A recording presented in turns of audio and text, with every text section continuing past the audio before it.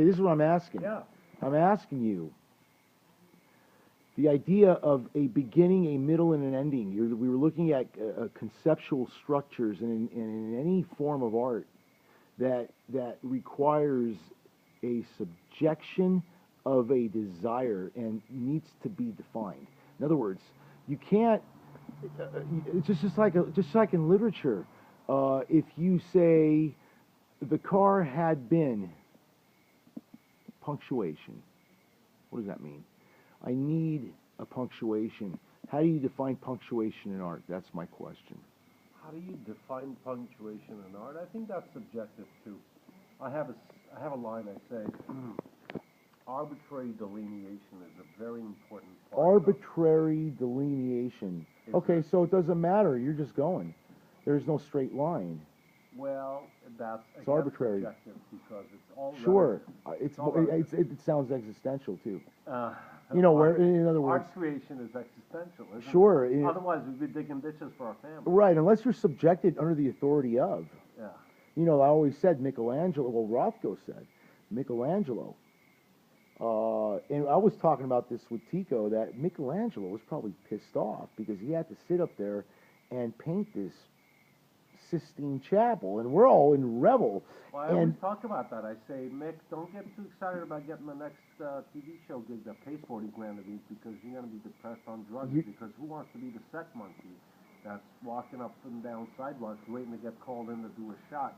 And it's just you're basically part of the machine. Yeah, you're almost like a martyr in the literary sense because you've subjected yourself to this undesirable yet kind of quasi-desirable project, but you leave infinitum of artwork for centuries to come. Is it worth it? I think it's all worth it. It's all worth it. But as I was saying, arbitrary delineation is an important part of art creation because the subjectivity of when you're actually creating something and having to go back to it and edit yourself and to punctuate yourself and to figure out your own art objective, I think that's killing the fucking point. No, I get that. Now, it may be in a sense of just metaphor, true, but I mean in the literal sense. I mean, here's a script I have. That's what I mean. That's where I'm at. Here's a script I have. Two guys in search of context. Our context was 1984 to about 1991. That was our context.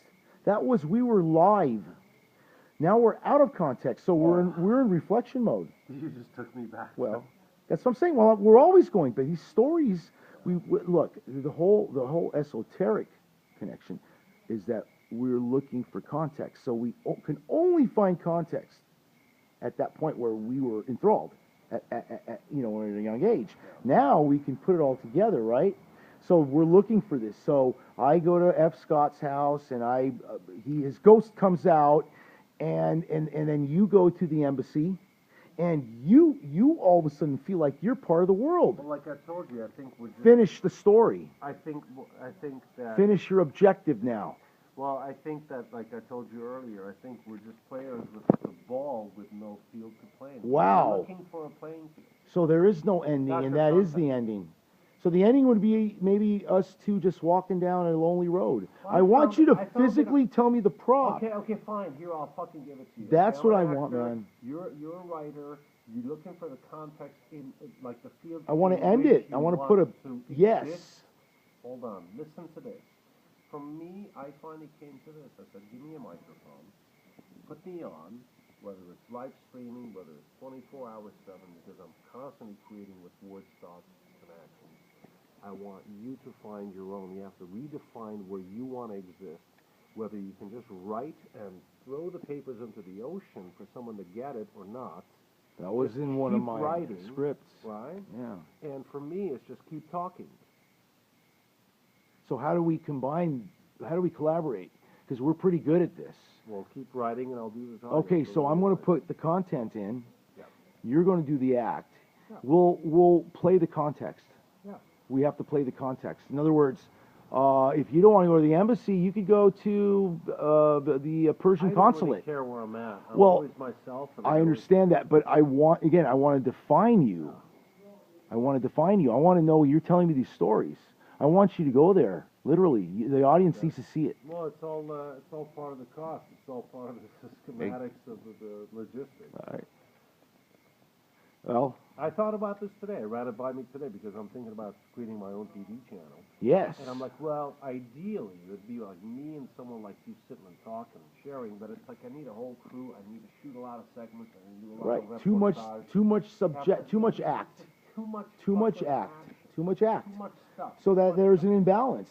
But You know, the that's what condition. I'm telling you. Yeah. For me, as an actor, I said, give me a microphone. I've always been attracted to radio. I always loved the radio. I declined every TV interview. I did print and I did radio. Give me a microphone. Give me a microphone. That's a me a great title for. Give me a microphone, and I will exist in the confines or in the infinity of possibility Right. of that medium. Right. And that's what I've always said. You have to find your own. You have to find your. You don't need to necessarily edit yourself and find your context or the playing field in which you need to exist.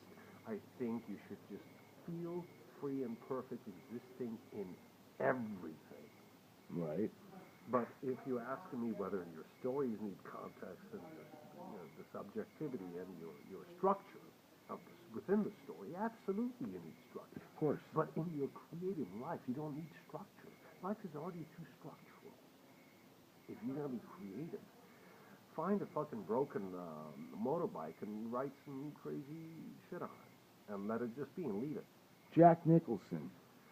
Okay. Yes. He takes his family to a hotel. He goes crazy.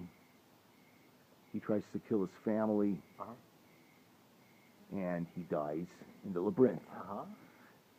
You've got a Sounds like beginning. The Shining. Exactly. You got a beginning, a middle, and an ending, and you Of have all course. these conditionals. Of course. Now, my thing is, I got the crazy part, I got the family part, I got the part that he goes to the hotel, but I don't get the part where Nicholson dies. I don't get. Don't get it? I'm trying to write that. I'm trying to. Arbitrary delineation. Okay, I'm going to think about that. Thank you. Chaos. Chaos. Chaotic thinking as a writer. Okay. And you know, before we go, Yeah. you reminded me of a professor who told me. He goes, Edgar Allan Poe used to write the ending first, Ending first, sure. and then he would go back. Now, you know what? I'm understanding that. It takes a long time to really get that, but because he struggled with it so much, he wanted to get it out of the way. The Coen brothers, the way they write a script, they create problems. And, you know, there's So a they great book. start from the conflict. Right. Yeah, the great book, Right. Creating Unforgettable Characters for Actors and Writers, it always talks about, when in doubt, create a new problem for your characters and your story. And that's how you move forward. Just like in life. Thank you.